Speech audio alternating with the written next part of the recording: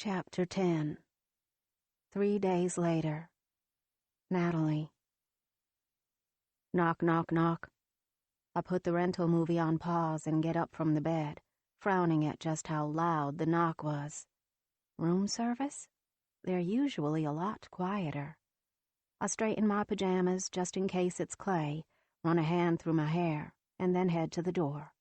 A quick glance in the peephole shows a slender figure with dark hair, dressed in all black, and carrying a pizza box. I don't know whether to be excited or annoyed. I open the door and tilt my head. "What are you doing here, Lexi?" "I heard someone was in need of pizza," and sarcasm, my best friend says in her flat, deadpan voice. "Lucky for you, my only appointment canceled on me today." "Canceled on you, or you canceled on them?" She shrugs, pushing past me into the hotel room. "I might have mentioned something about needing to commune with my dark overlord." I roll my eyes. Lexi's the weirdest person I know, but I also know she's a sweetheart. Underneath the dark clothing and gothic commentary is the kindest, gentlest person who will drive hours just to bring her depressed friend a pizza. "You're such a goober."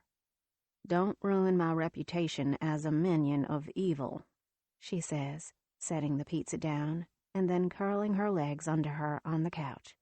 She's wearing black and red striped stockings under a long black sweater.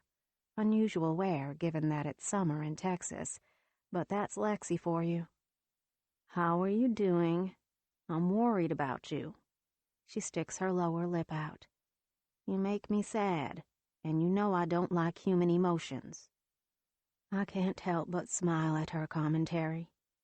I grab one of the fluffy pillows from the bed and sit on the end of it, cross-legged. I'm hanging in there. "And where is Prince Not So Charming?" I shrug. "Your guess is as good as mine. I haven't seen him since that day." Lexi makes a face. "But he wants you to stay here, on call, just in case he needs a little sum-sum to get him through the work week?" "I guess. I never thought it'd be something Clay would pull, but I have to keep reminding myself that just because he has moments where he seems like the old Clay, he's had just as many where he is the new Clay, and the new Clay's a real prick." "I stopped by your dad's place to say hello," Lexi comments when I grow quiet. I perk up. "How is he? I've gotten lots of texts and some pictures, but it's nothing like being home." His nurses have been fantastic and keep me constantly updated, but I worry. Of course I worry. I've got nothing to do all day but sit here, wait for Clay, and worry. "Well, the nurses are so cheerful that I had to stop in the parking lot and vomit." "No, you didn't." "Okay, I didn't. But they're still revoltingly cheerful. And happy. Your dad was having a middling day when I went," she tells me, lifting a hand and giving it a back-and-forth shake.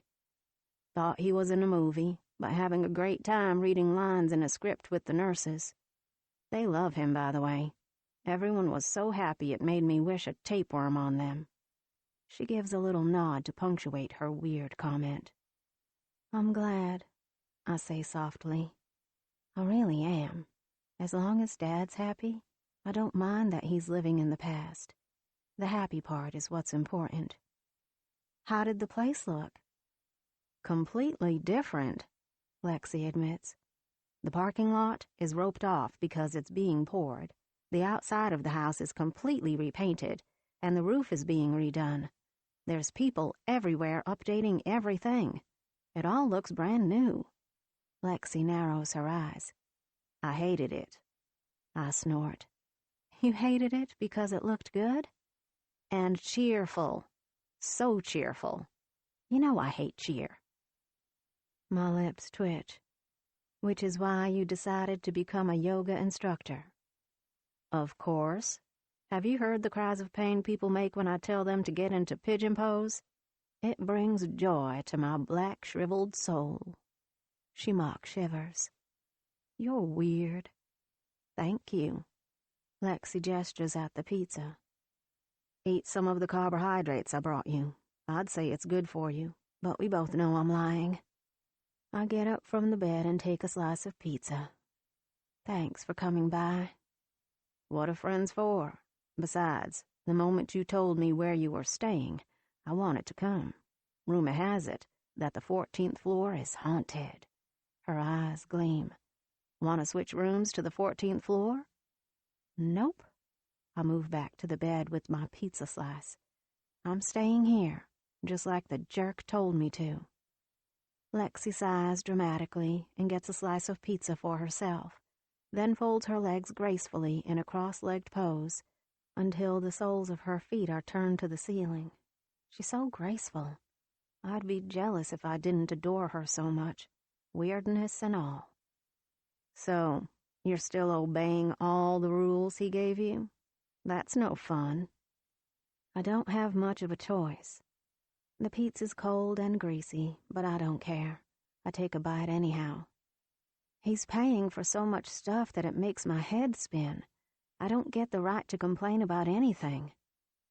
Was he a shitty lay? She plucks a pepperoni off her slice and nibbles on it. Guys with lots of money are normally overcompensating for a physical lack. There's no physical lack, I say, blushing. Lexi knows how I feel about Clay, and she's just trying to get a rise out of me, or make me feel better. Like I told you in my text, there was nothing wrong with the stuff in bed. It's just out of bed. He's an asshole. Lexi's been my constant text companion over the last few days, since I've had nothing to do but stew over how wronged I've been.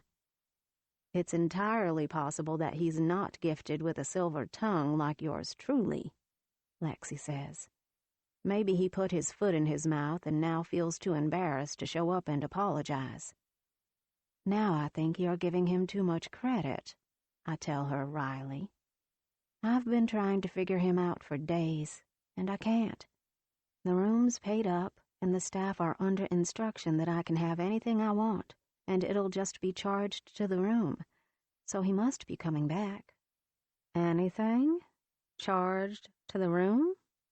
Lexi interrupts, an interested look on her face.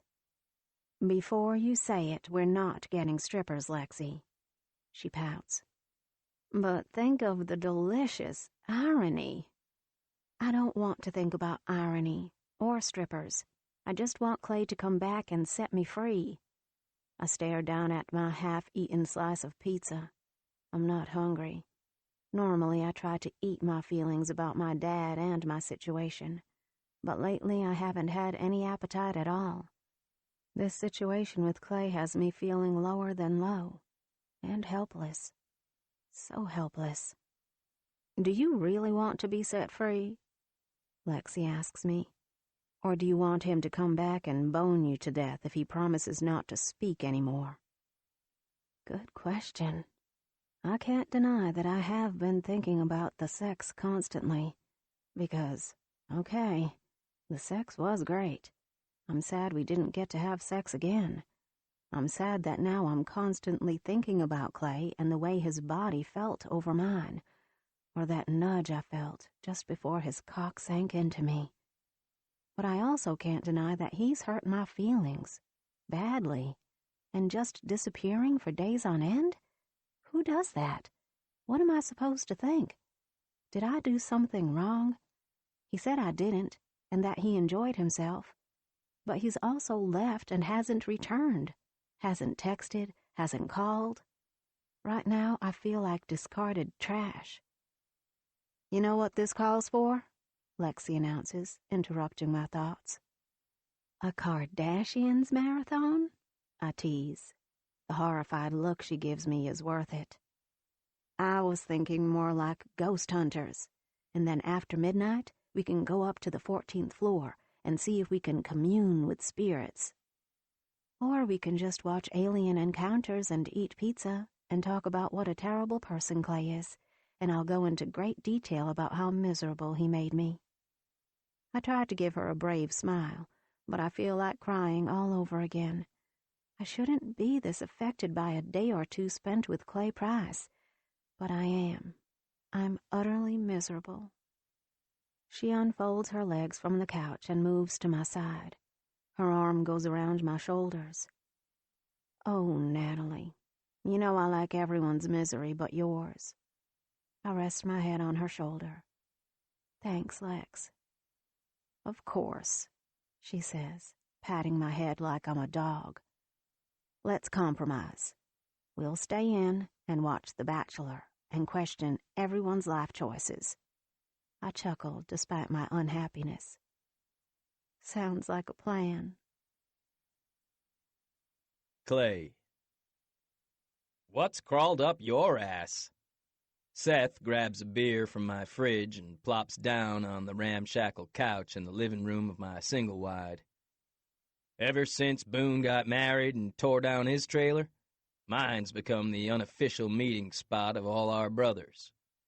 Shouldn't you be at work? He should be out in West Texas, roughnecking. Even though he gets his share of the Price Brothers oil money, Boone wants him to do his turn on the rig so he can appreciate how good we have it. I glare at him from my side of the couch, my arms crossed over my chest. I'm sitting in front of the TV, moping, just like I have for the last few days. Shouldn't you be watching something other than Animal Planet? Seth retorts, grabbing the control from my side of the couch and turning the TV to wrestling. I shrug. Wasn't watching it. Wasn't doing much other than thinking about Nat. How I'd done fucked up everything all over again. How I'm gonna get her to forgive me when I've done the unforgivable. Seth just gives me a weird look. What's wrong with you? Nothing. Don't feel like talking about it, especially to my youngest brother. He's clueless about women. Not that I'm exactly killing it in that area either. The door to my trailer opens and Knox strolls in. Fucking great. Let me guess. Gage is about to show up too. Damn, Knox says, unruffled by my surly attitude. Someone's got blue balls like crazy. He heads to the fridge and studies my beer collection. All you got is Natty? No Corona?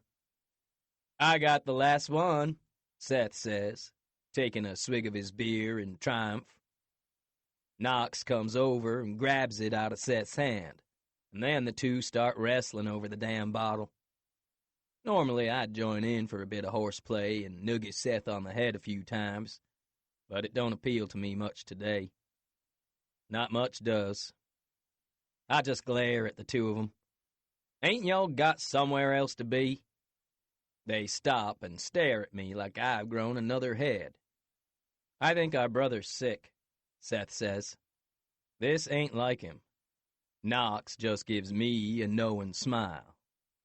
Things going bad with Natalie? Natalie? Seth looks interested. Like Natalie from back when you were in high school, Natalie? Is that the girl you were yakking about the other day? I just glare at Knox. He had to open his big mouth. Fuck off. Wait, what's going on with Natalie? Seth tries to wrestle his beer back from Knox's hands. Why is this the first time I'm hearing about it? Here I thought you were all talky because you got your dick wet. Why didn't anyone tell me it was high school Natalie? The last thing I want to do is talk about this to both of them. 'Cause it ain't none of your business? Both of you, get out of here. Leave me the fuck alone. They both seem surprised at my reaction. I'm normally the one that doesn't mind company, or horseplay. Tonight, though, I just want to be left alone to mope, like I have for the last few days. Knox hands the beer back to Seth. You should head out, man. Me and Clay need to talk. Seth makes a sound of protest. Why do I have to leave? I was here first. 'Cause if you don't, I'm gonna tell Boone you've skipped out on work twice this week, and I had to lie to your foreman for you. Damn it! Seth whines and flings himself up off the couch. Fine, but I'm taking the new Madden game with me. He snatches it off my TV. I just shrug. Whatever. Ain't been in the mood for games. I stare at the TV and the match on the screen without really seeing it. Seth storms off, and then Knox gets up and locks the front door, then returns to the far end of the couch, thumping down. He gives me a curious look. Operation Scoundrel not going so well? More like Operation Dumbass, I bite out. Or Operation Asshole. She not put out? Knox asks mildly. I give him a scathing look. I want to tell him to fuck off for even daring to mention my Natalie like that, but the need to unburden myself is eating away at my gut. After a moment, I admit, I made her cry. So, rage boils through me. He doesn't care that I fucking hurt her? Because I fucking care. What do you mean, so? Knox just gives me a calm, steady look. You're the one that's supposed to be ruthless, bro. Supposed to finally get what you want from her. No feelings involved. He gives his head a slow shake. Should have known that you wouldn't be able to hold it together. You're too nice. I don't feel particularly nice right now. I feel kinda like a creep. A user. A guy that made his girl cry. I'm just fucking up everything. You might be, Knox agrees cheerfully. What was her mood like this morning? I glare at him. That bad? It's none of your business. Knox grabs one of the couch cushions and smacks me with it. I'm trying to help you, idiot. Just spit it out already. Can't be that bad.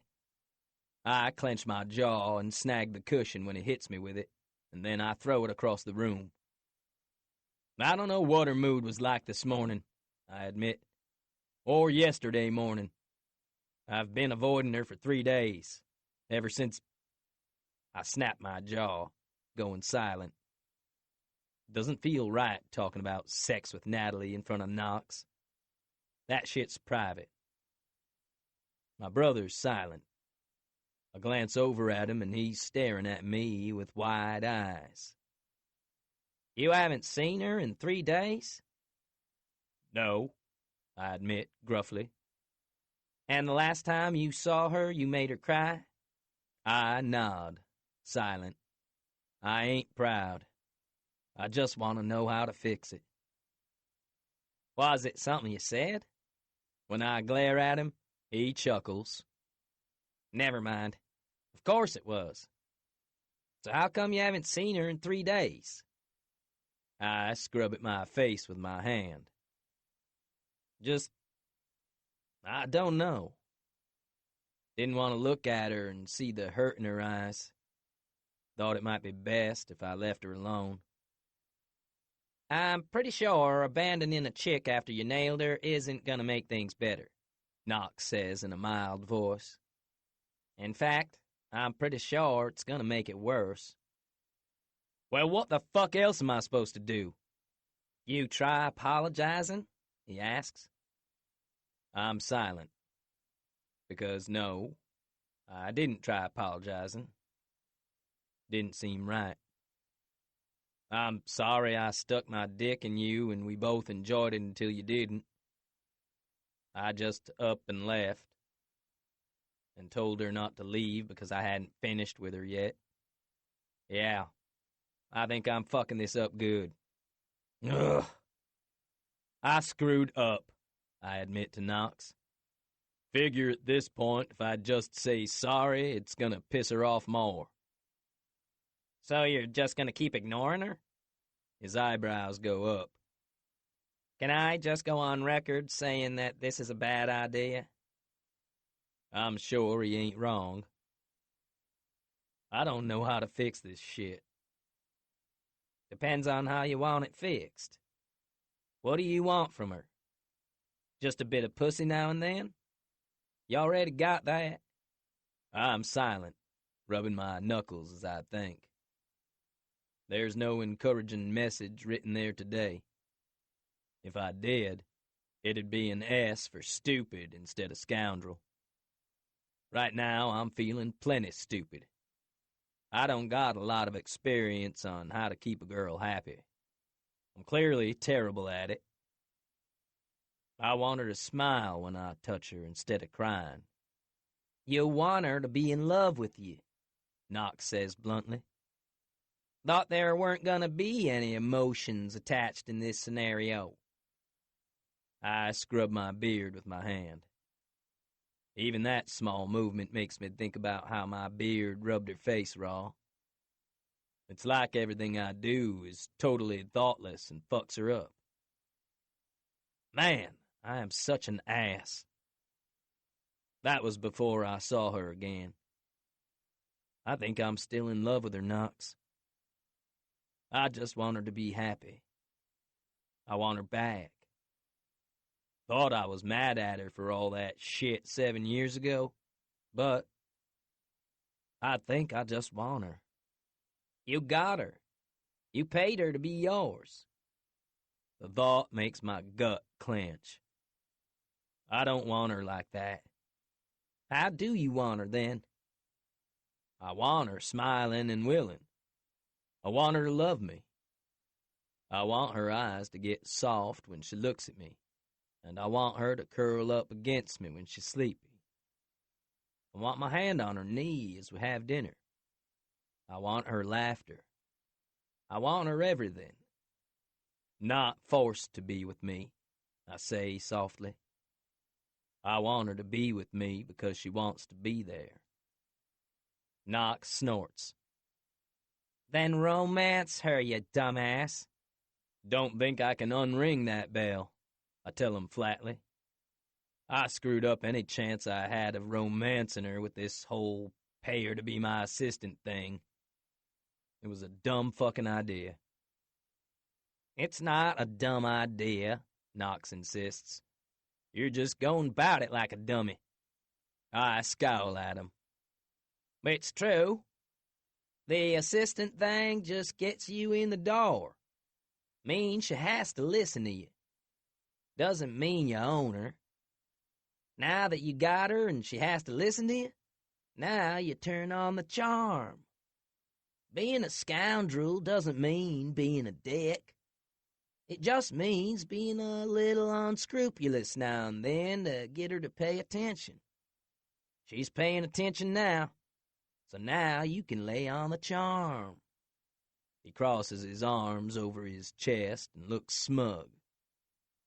Though you might have a ways to go before you get out of the doghouse. But it can still be done.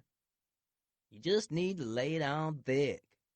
And if she tries to run or push you away, you just wave that contract in her face. You'll wear her down eventually. So you're saying I should hammer romance at her until she gives in? Knox nods sagely. Precisely. It ain't the worst idea.